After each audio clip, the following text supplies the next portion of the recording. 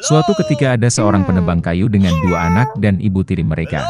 Nama anak laki-laki itu Hansel, dan nama anak perempuan itu Gretel. Mereka hidup sangat miskin sehingga terkadang tidak ada yang bisa dimakan. Dan kemudian pada suatu malam dia berbaring di tempat tidur, memikirkan bagaimana memberi makan anak-anak lebih jauh.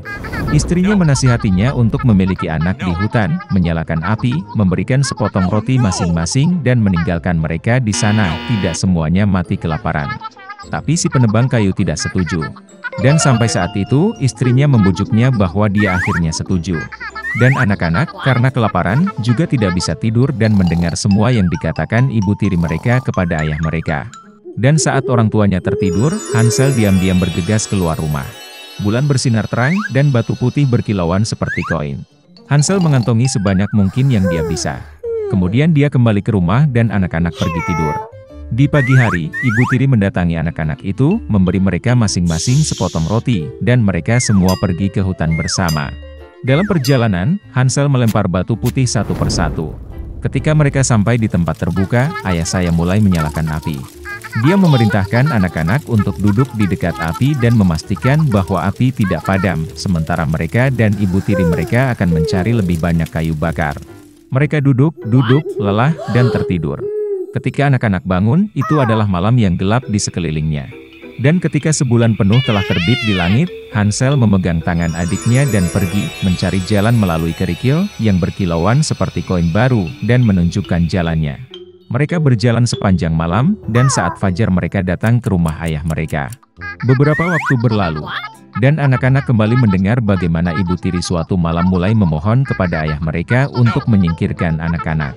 Dia menolak, tetapi istrinya tidak mau mendengarkannya. Dia mengutuk dan mengungkapkan segala macam celaan kepadanya. Ketika orang tuanya tertidur, Hansel, seperti yang terakhir kali, ingin mengumpulkan batu, tetapi ibu tirinya mengunci pintu, dan anak itu tidak dapat meninggalkan rumah. Pagi-pagi sekali, anak-anak diberi sepotong roti masing-masing, bahkan lebih sedikit dari waktu sebelumnya. Dalam perjalanan ke hutan, Hansel mencabik-cabik bidak di sakunya dan melemparkan remah-remah itu ke tanah. Ibu tiri membawa mereka lebih jauh ke dalam hutan. Sekali lagi api besar dinyalakan, dan sang ayah memerintahkan anak-anak untuk mengawasi api sementara mereka dan ibu tiri mereka membelah kayu lagi.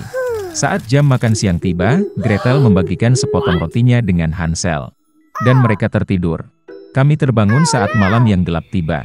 Dan kemudian 1 bulan tiba, dan mereka berkumpul dalam perjalanan, tetapi mereka tidak dapat menemukan satu pun remah-remah, karena ribuan burung beterbangan di hutan telah lama memakan remah-remah itu.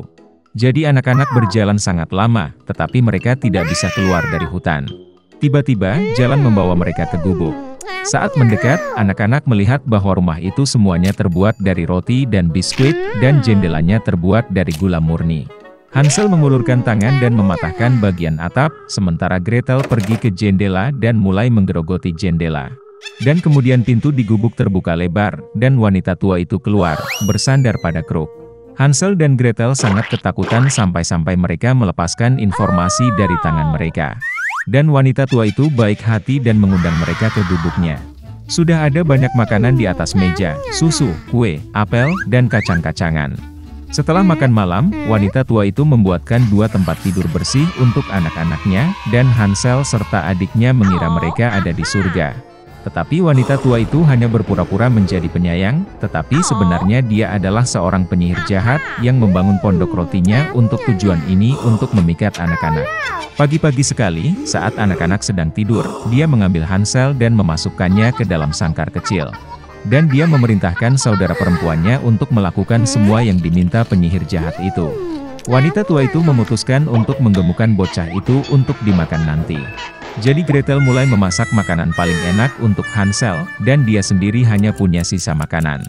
Beberapa waktu berlalu, dan bocah itu tidak menjadi gemuk.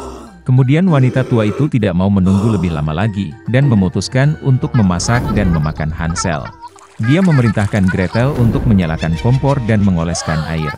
Ketika kompor sudah hangat, wanita tua itu menyuruhnya naik ke atas kompor dan melihat apakah sudah cukup panas. Jadi dia ingin mendorong gadis itu ke dalam api dan memanggangnya.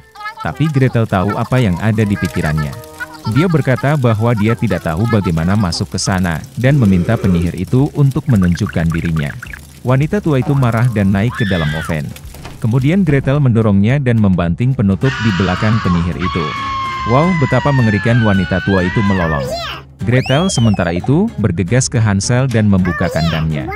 Setelah membebaskan saudara mereka pergi ke kamar penyihir, di mana ada kotak-kotak mutiara dan batu berharga di semua sudut, mengisi kantong mereka dengan mereka dan pulang. Selama beberapa hari anak-anak mencari jalan pulang. Hutan tampak semakin akrab, dan akhirnya mereka melihat rumah ayah mereka di kejauhan.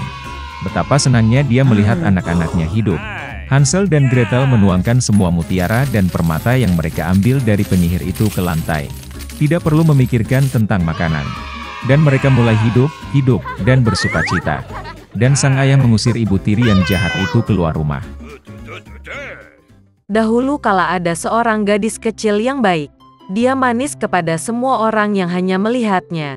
Tapi dia adalah yang terindah dan tersayang dari semua neneknya, yang bahkan tidak tahu apa yang harus diberikan kepada cucu tercintanya.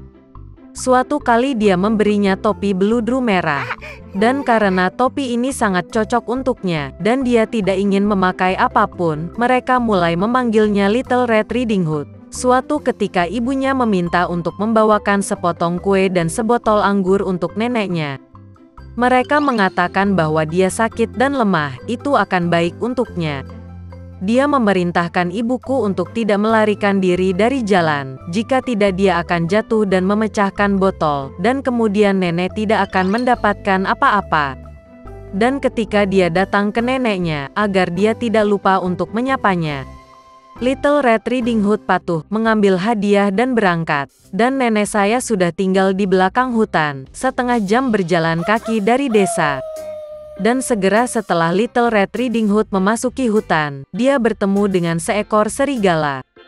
Gadis itu, bagaimanapun, tidak tahu jenis binatang buas apa itu, dan sama sekali tidak takut padanya. Dia menyapa dengan sopan. Serigala itu juga berperilaku sangat sopan, jadi si kecil berkerudung merah memberi tahu serigala itu bahwa dia membawa hadiah untuk nenek tercintanya. Dan ketika dia memberi tahu bagaimana cara pergi ke rumah neneknya, serigala berpikir dalam hati bagaimana dia bisa memakan tidak hanya wanita tua itu, tetapi juga seorang gadis cantik. Dan kemudian serigala berpikir untuk menunjukkan kepada Little Red Riding Hood sebuah padang rumput yang luas dengan bunga-bunga indah. Gadis kecil berkerudung merah, saat dia melihat banyak bunga yang indah, berpikir bahwa akan menyenangkan untuk membawakan nenek seikat bunga segar, karena itu juga akan menyenangkan hatinya. Ya, dan lari dari jalan ke samping, dan mulai mengumpulkan bunga. Jika dia memetik satu bunga sedikit, seperti bunga yang lain memanggilnya, itu bahkan lebih baik, dan dia akan mengejarnya.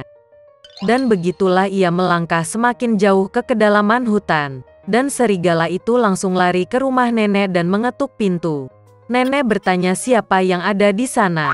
Dan serigala itu menjawab dengan suara tipis bahwa yang membawakan pai dan anggur adalah Little Red Riding Hood. Wanita tua itu percaya dan memerintahkan untuk menekan kait dan masuk. Serigala menekan kait, pintu terbuka, dan dia lari ke gubuk neneknya. Saya bergegas ke tempat tidur nenek saya dan langsung menelannya. Kemudian dia mengenakan gaun neneknya dan topinya di atas kepalanya, pergi tidur dan menunggu. Sementara itu, gadis berkerudung merah berlari dan mengejar bunga, dan ketika dia mengumpulkan sebanyak mungkin yang dia bisa bawa, dia teringat kembali tentang neneknya dan pergi ke rumahnya. Dia sangat terkejut karena pintunya terbuka lebar, dan ketika dia memasuki ruangan, dia memanggil neneknya. Tidak ada jawaban. Cucu perempuan itu naik ke tempat tidur, dan melihat, nenek sedang berbaring, dan dia telah menarik topinya di hidung, dan itu tampak sangat aneh. Little Red Riding Hood bertanya dengan bingung mengapa nenek memiliki telinga sebesar itu. Dan serigala menjawab dengan suara nenek, untuk mendengar lebih baik. Kemudian Little Red Riding Hood bertanya mengapa nenek memiliki mata yang besar. Untuk lebih melihat Anda, serigala menjawab. Dan lengannya sangat besar sehingga lebih mudah untuk digenggam. Dan ketika Little Red Riding Hood melihat mulut serigala dan hanya bertanya mengapa nenek memiliki mulut yang begitu besar, serigala itu menerkamnya, berteriak, agar aku bisa memakanmu. Dan bagaimana dia melompat keluar dari bawah selimut dan menelan gadis malang itu. Setelah merasa muak dengan cara ini, serigala kembali tertidur, dan mulai mendengkur sebanyak yang dia bisa. Saat itu seorang pemburu sedang lewat di depan rumah nenek, mendengar dengkuran dan bertanya-tanya apakah telah terjadi sesuatu pada wanita tua itu sehingga dia mendengkur begitu. Dia memasuki rumah, pergi ke tempat tidur dan melihat bahwa serigala sedang tidur di sana. Dan dia sudah lama memburu penjahat ini. Dia ingin membunuhnya dengan pistol, tetapi terpikir olehnya bahwa serigala itu mungkin menelan neneknya dan dia masih bisa diselamatkan. Itulah mengapa dia tidak menembak, tetapi membuka lebar mulut serigala, dan melihat topi merah menyala di sana. Seorang gadis melompat keluar dari mulutnya dan berkata bahwa neneknya masih di sana. Pemburu itu membuka mulut serigala lebih lebar lagi, dan nenek tua itu entah bagaimana keluar dari balik kerudung merah. Mereka senang, mulai memeluk dan berterima kasih kepada pemburu. Mereka memutuskan untuk memberi pelajaran pada serigala yang licik. Mereka membawa batu-batu besar secepat mungkin, memasukkannya ke dalam mulut dan perut serigala, dan membawanya ke halaman. Dan ketika serigala bangun, dia melihat pemburu, dan hendak melarikan diri, tetapi tidak dapat menahan beban batu, dan jatuh ke tanah. Ini menyenangkan ketiganya, sementara serigala bangkit dan hampir tidak menyeret perutnya yang berat ke dalam hutan yang gelap. Mereka tidak pernah melihatnya lagi. Beginilah cara mereka memberi pelajaran pada serigala yang licik, dan Little Red Riding Hood memutuskan bahwa dia tidak akan pernah lagi melanggar perintah ibu.